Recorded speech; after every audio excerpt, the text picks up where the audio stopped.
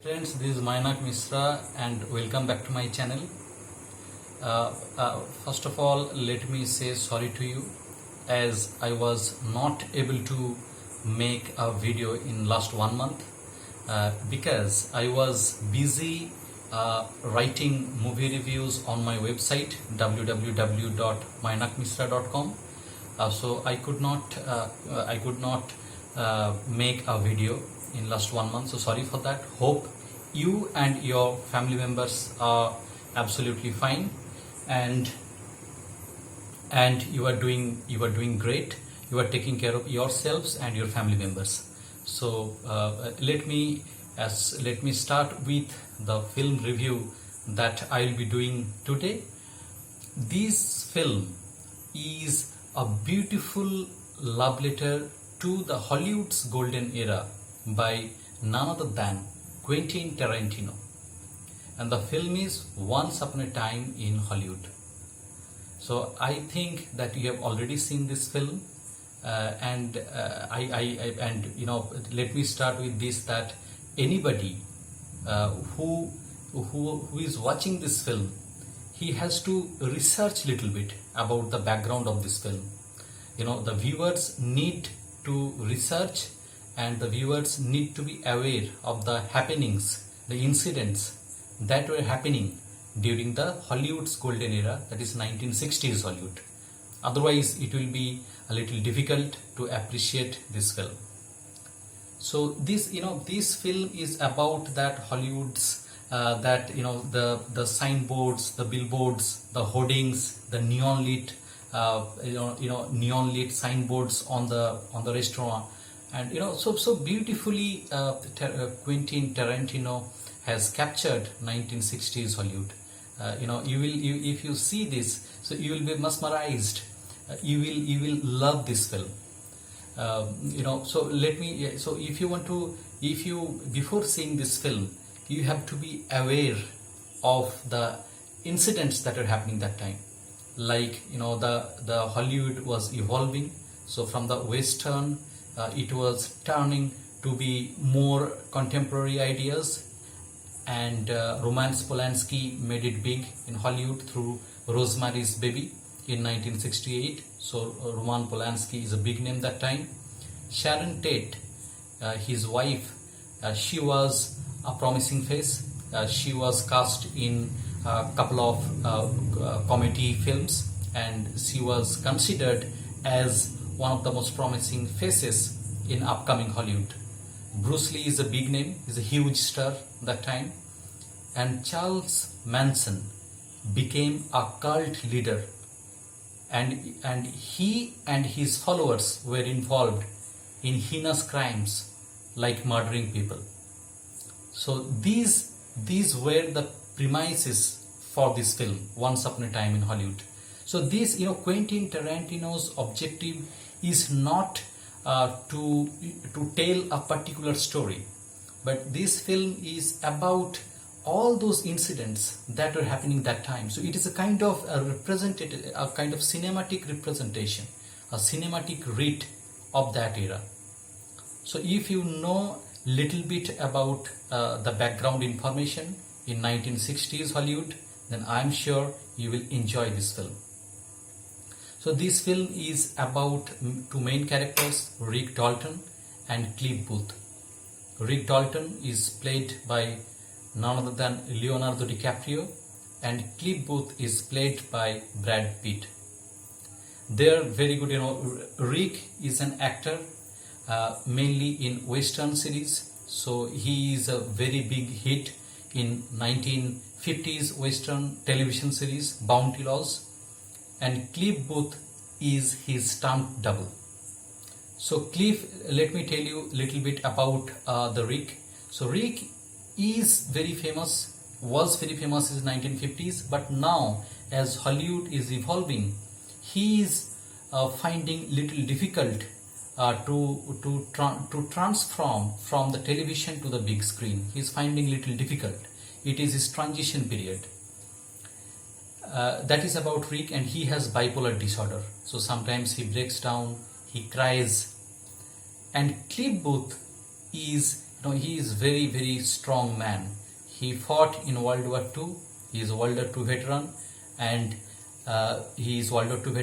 there is a rumor about Cliff Booth that he has murdered his wife, and because of this rumor, he finds it difficult to get a job in Hollywood. So he is dependent on Rick for his work. And these two people, Rick and Clip, they are very good buddies. They come out together, they party together, and they say that they are more than friends and less than wife. So you can understand the relationship between these two. So this is about Rick and Cliff. Rick is advised by film agent Marvin Shores, the character is played by Al Pacino, and this Quentin Tarantino specifically wrote this character keeping in mind Al Pacino only. And Al Pacino was cast in this film, and even though the role is short, but he did a fantastic job. Al Pacino name is everything. So Al Pacino means Marvin Shaw's advises Rick to visit Italy and to be cast in spaghetti western series in Rome. So initially Rick hesitates and he doesn't agree to that idea. So Rick is cast in a western in a western television series Lancer, and he fumbles. He is not able to deliver the dialogue properly, and there is a small girl, a co-actor. Her name is Trudy Fraser, and when ultimately he delivers a very strong performance, then she is very happy. She says Rick that this is the best performance she has ever seen.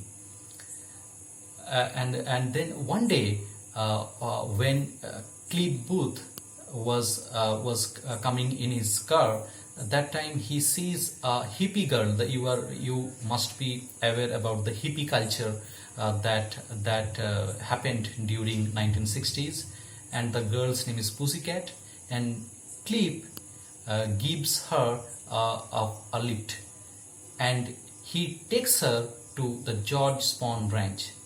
And George Spahn Ranch was very famous that time for shooting the western series. So when Cliff reaches there, he's surprised to see that the Charles Manson family members were residing there. So he is little concerned. He feels that these people are exploiting the owner George Spahn. So he decides to meet George Spahn, but initially he is objected. He is not allowed to enter George's room, and George is nearly blind. So Charles, but somehow he is able to enter the room, and he meets George Spahn. And while coming back, the tire of his car is punctured. So, and that who did that? One of the Charles Manson family members did that. So he compels that guy to repair the tire, to change the tire, and he beats him. So in the meantime, Rick visits Italy, and he is starred in Nebraska Jim, one western, and couple of other films. He marries there in Rome one Italian girl. Her name is Florencia Capucci, and Nebraska Jim is directed by Sergio Corbucci, and he returns from Rome to USA. And now he